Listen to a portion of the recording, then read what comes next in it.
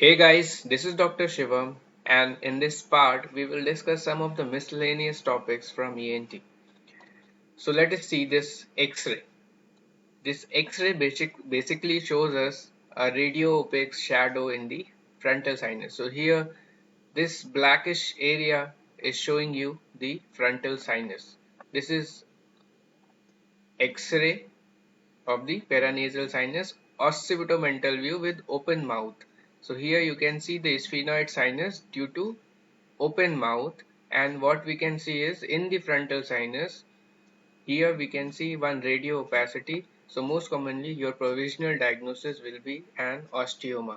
Now what all questions can be asked from osteoma? These are basically benign tumor.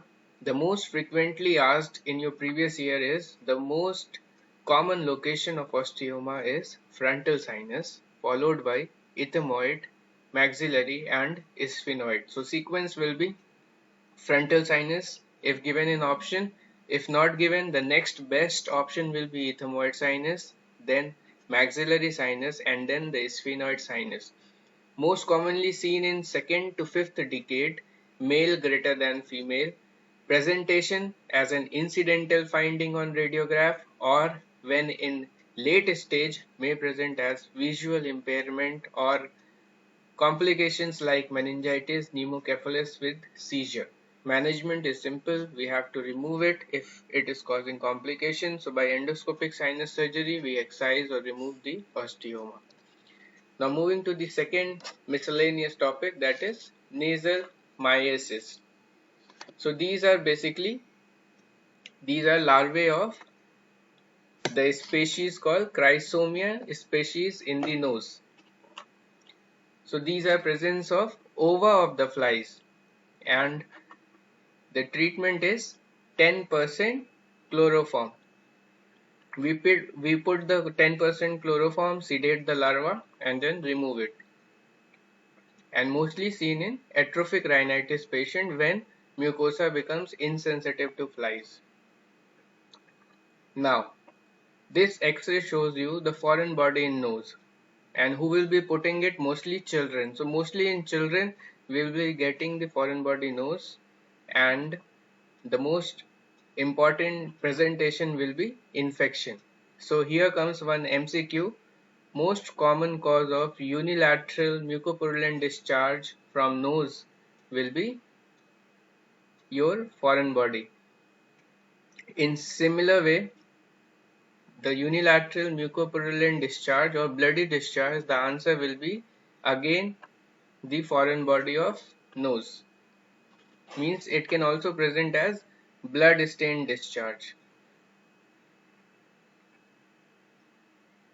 So again in both the case the diagnosis will be foreign body nose.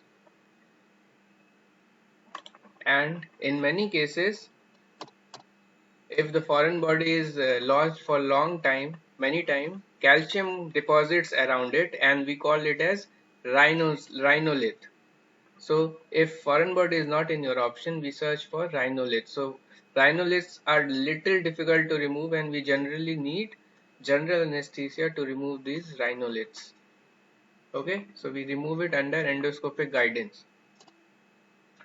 Now if we see faciomaxillary trauma, the most common bone to get fracture is nasal bone fracture, because it is the most prominent part of face, and thus we get nasal bone fracture as most common fracture.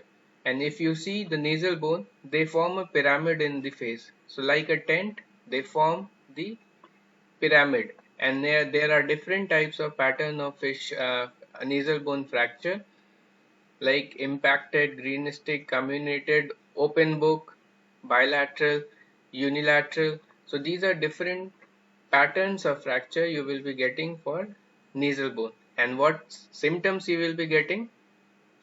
A cosmetic deformity on the face or septal deviation. That means patient will have obstruction or difficulty in breathing or cosmesis deformity. Now, regarding management, what we will have to do?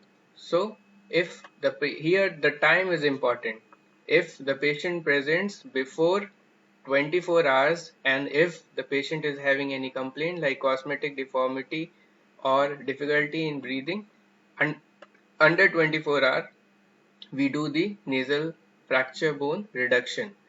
And why it is done so that before we operate the patient, appearance of edema, that means the edema should not appear, and thus we operate before the appearance of edema, that is before the edema appears. And if it doesn't, patient present doesn't come to us before 24 hours, then we do it after 5 to 7 days when the edema subsides. So during edema, why we don't perform the operation? Because the chances of bleeding is more, pain is more. So basically we operate either within 24 hours or after 5 to 7 days.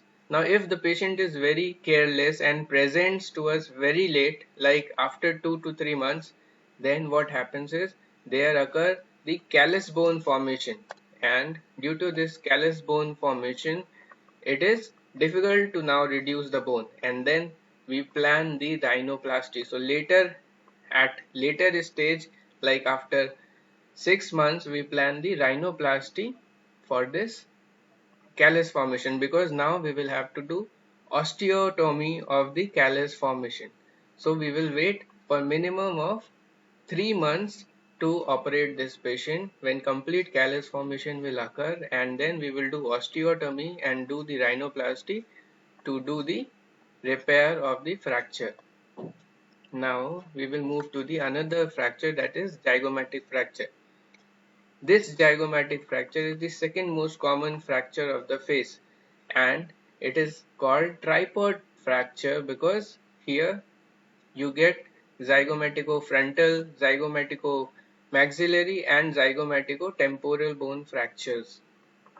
Okay, so we can have a CT scan for complete visualization of the fracture. Nowadays 3D CT scans are available.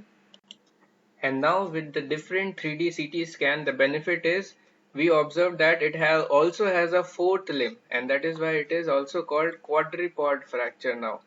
And what symptoms you will get? The patient will have a depression of the malar prominence. That means the malar prominence will get lost. So here the depression will be seen, and the treatment is ORIF. That means open reduction internal fixation. So we will open it surgically, and with the screw plates, mini plates, we will fix the zygomatic fracture so as to improve the cosmetic deformity. So these are the some features which we get: the step deformity at the infraorbital margin, diplopia many a times when the intraocular muscles get involved, and flattening of malar prominence, and anesthesia due to involvement of infraorbital nerve. So they can ask you, okay, anesthesia over the face is in a zygomatic fracture is due to, so it is due to infraorbital nerve, and trismus is due to impinging of coronoid process of the mandible. Now if we see this X-ray and the CT scan picture, we will observe that here there is some bulging in the maxillary sinus. So that means due to fracture of the orbit, the floor, the weakest wall has fractured, and there is fall of the orbital content into the maxillary sinus. So this is called teardrop sign. So very famous, very important teardrop sign, and the fracture is called blowout fracture. Okay, teardrop sign and blowout fracture of the orbit.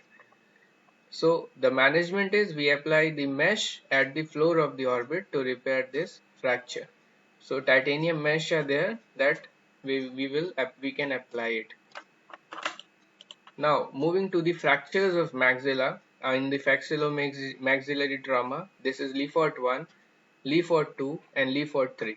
Now Le Fort 1 is also known as transverse fracture because there is a fracture which is going parallel to the palate. Okay, so here you can get a palatal separation from the other facial bone. In Le Fort 2 you see we get a pyramidal structure, that means it is a pyramidal fracture. In 3, which is the most dangerous, here you can see there is craniofacial disjunction. That means the cranial cavity is getting separated from the facial bones. So this is the most dangerous facial fracture, that is the maxillofacial fracture, because here whole of the cranium and the face is getting separated, and here most of the cranial nerves are damaged and very risky, and this sometimes this lower part of the face protrudes forward, resulting in a pig snout deformity, and it is the most dangerous part of the facial-maxillary fracture. So this was the first part. Second part, we will discuss the very important topic called CSF rhinorrhea. Do let us know how it is helping you, so that I can make more of similar kinds. Thank you.